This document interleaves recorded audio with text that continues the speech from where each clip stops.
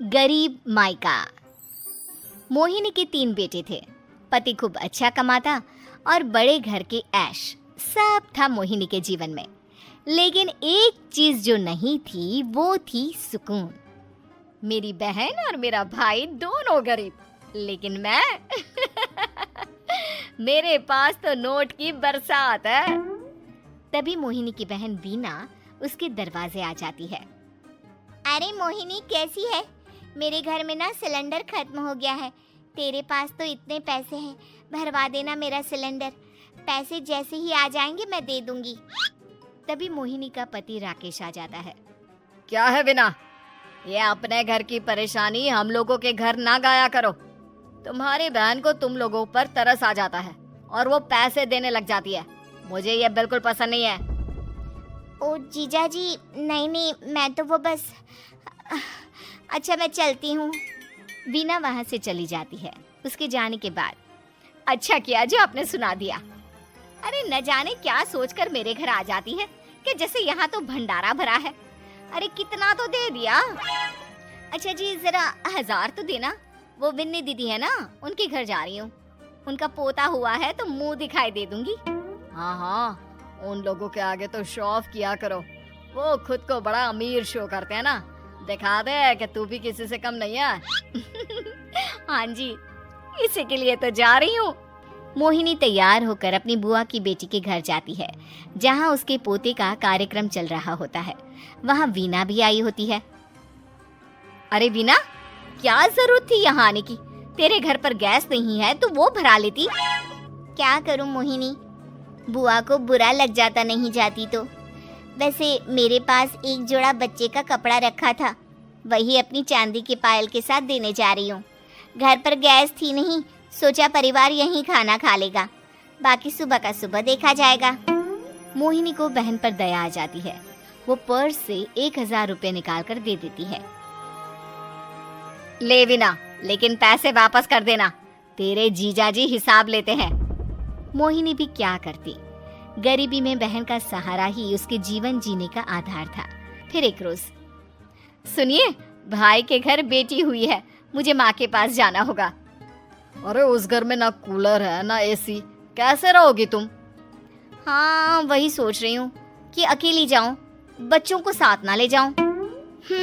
चले जाओ, लेकिन ये जो तुम अपने गरीब परिवार से मिलने चली जाती हो ना, मुझे बिल्कुल अच्छा नहीं लगता। पता नहीं मैं भी कैसे मैनेज करती हूँ, लेकिन क्या करूँ। मोहिनी भाई भाभी के घर आती है। मोहिनी, कैसे आना हुआ? तू यहाँ हम लोगों के घर रह लेगी या फिर किसी होटल में रहेगी? क्या हो गया है माँ, मोहिनी को क्यों ऐसे बोल रहे हैं आप? अरे तू नहीं जानती अपनी ननद को, पैसे वाली है ना, तो ऐड कुछ ज्यादा ही है।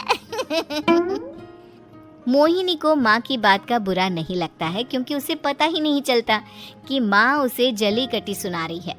वो भाभी की बच्ची के साथ लेन देन करती है और वहाँ से चली जाती है। उसके जाने के बाद, माँ क्यों आप मोहिनी को इतनी सारी बातें सुनाती हो? भाई का बेटा बोल पड़ता है। माँ, क्योंकि दादी जानती है कि बुआ के अंदर घमंड है।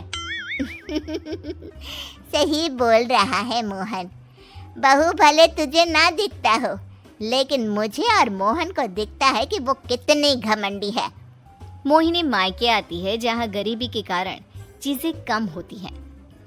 इस मोहन के बच्चे को काम पर लगा दो ना, किसी दुकान या किसी होटल में, बर्तन धो लिया करेगा, कम से कम 4 पैसे और आएंगे घर में। देख मोहिनी, माना तेरे पास पैसा है, लेकिन तेरे भाई के दिन इतने भी बुरे नहीं चल रहे कि वो अपने बच्चे की पढ़ाई रुकवा कर उससे बर्तन धुलवाए। मोहन माँ की ओर देखता है, जैसे आंखों से बोल रहा हो, देख लिया बुआ का हाल। हाँ मोहिनी, बात तो सही है, लेकिन अभी मोहन को पढ़ना है। आखिर तुम भी तो अपने दोनों बेटों को पढ़ा रही हो ना। मेरे बेटों से कैसे कंपेयर कर सकती हैं आप? अरे वो तो कलेक्टर बनेंगे। हाँ, कल को वो मोहन को नौकरी में रख लेंगे, क्यों? मोहिनी कुछ दिन और रहकर चली जाती है। धीरे धीरे दिन बीतता है मोहन बड़ा होता है और कड़ी मेहनत से सफल भी हो जाता है। मोहिनी, माँ के जाने के बाद तो तुमने भाई भाभी के घर जाना छोड़ ही दिया, क्यों? वो क्या है ना, उन लोगों का घर छोटा है, मेरे बच्चे जाना ही नहीं चाहते।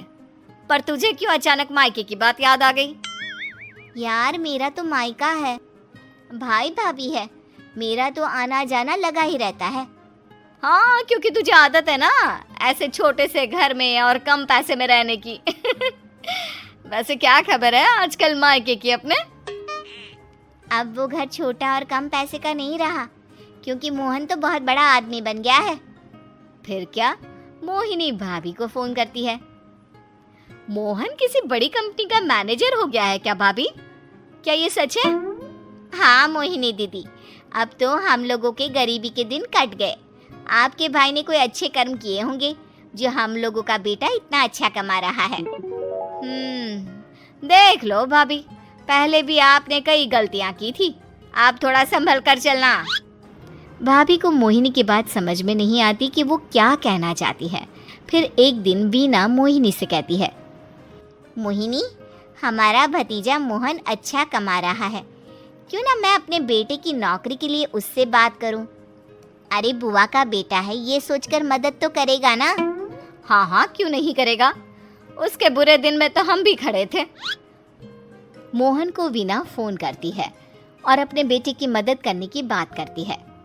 हाँ हाँ बुआ, क्यों नहीं, आप सिद्धार्थ को भेज दें, मैं अपनी ही कंपनी में उसकी नौकरी करवा देता हूँ।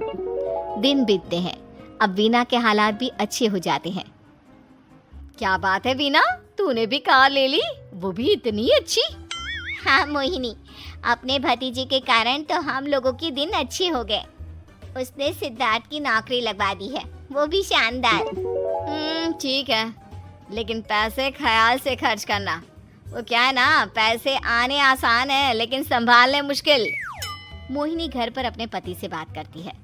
देखो ना, सबके पास पैसे हैं, एक वक्त था जब मैं ही अमीर हुआ करती थी।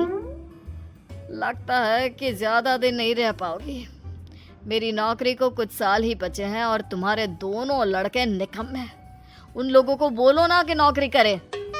तभी वहाँ मोहिनी के बेटे भी आ जाते हैं।